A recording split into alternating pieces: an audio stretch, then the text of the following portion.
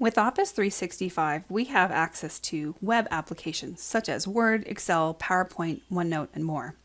I'm going to get started with Microsoft Word and showcase a few keyboard shortcuts. If I want to select everything on the page and quickly change the font or style, I can use Control-A on my keyboard and it will select all of my text. Then I could change my font style if I wanted to. It looks like one of my steps is in the wrong place, so I can highlight one of my sentences and use Control-X to cut.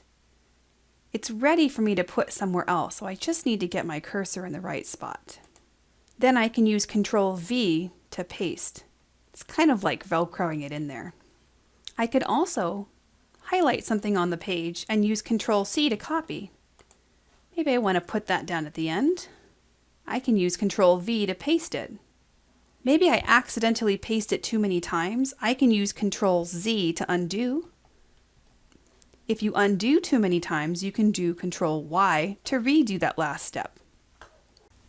If your student needs technical assistance, please email studenthelp@tacoma.k12.wa.us.